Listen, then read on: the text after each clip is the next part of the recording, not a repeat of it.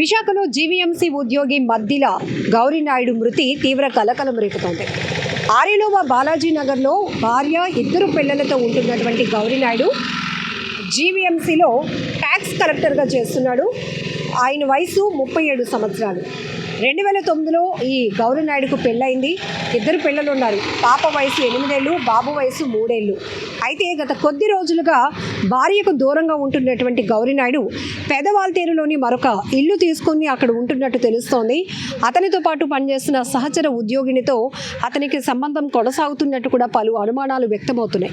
ఏదైతే పెదవాల్తేరులో అతను ఉంటున్నటువంటి ఇంటికి ఆమె కూడా వచ్చిపోతూ ఉంటారని, అయితే ఏం జరిగిందో తెలీదు. ఇక్కడ ఆరిలోవ బాలాజీ నగర్లో భార్య, పిల్లలతో ఉండాల్సినటువంటి వ్యక్తి పెదవాల్తేరులో సపరేట్గా వేరే రూమ్ తీసుకొని అక్కడ ఉండటం, ఒక్కసారిగా ఆ వ్యక్తి కొద్ది రోజులుగా అంటే ఈ నెల 12వ తేదీ నుంచి కూడా భార్య ఫోన్ చేసి ఎక్కడున్నారు, రండి, పిల్లలు అడుగుతున్నారు అని చెప్పినా కూడా కనీసం రెస్పాండ్ కూడా కాకుండా వేరే చోట ఉంటున్నాడు అనే విషయం కూడా పాపం వీళ్ళకి తెలియకుండా గోప్యంగా ఆ సంబంధాన్ని కొనసాగిస్తున్నాడు.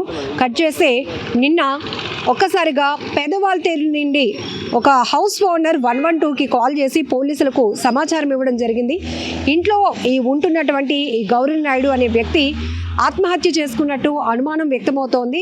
తలుపులు ఎంతగా బద్దలు కొట్టినా కూడా తెరవటం లేదు, పిలుస్తున్నా కూడా ఎవరు పలకటం లేదు అనే అనుమానంతో ఆయన 112కి కాల్ చేసి పోలీసులకు సమాచారం ఇచ్చారు.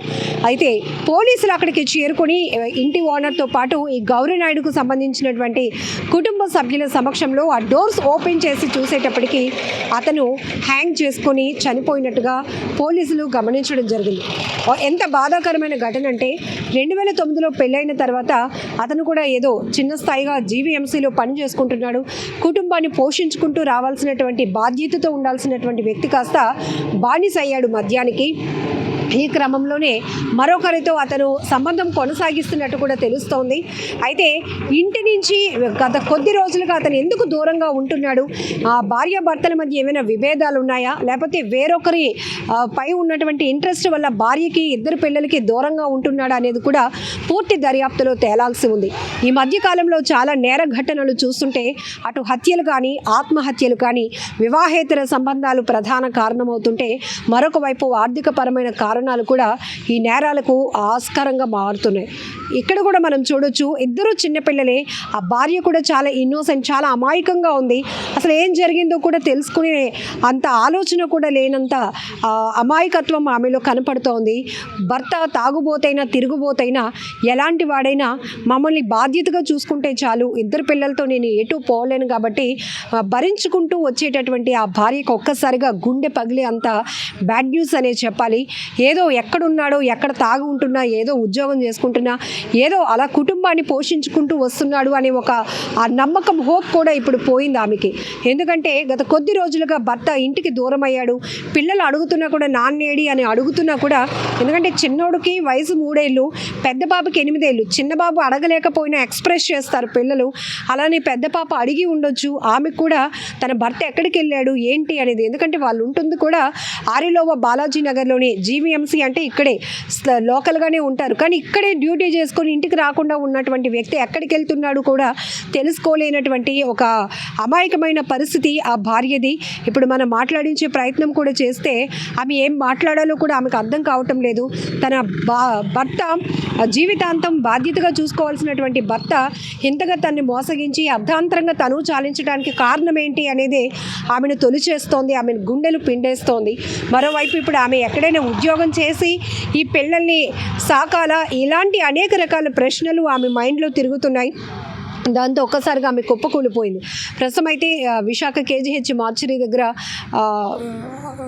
మృతదేహానికి పోస్ట్ మార్టం నిర్వహిస్తున్నారు. మరొక వైపు పోలీసుల ఇన్వెస్టిగేషన్ కూడా కొనసాగుతోంది.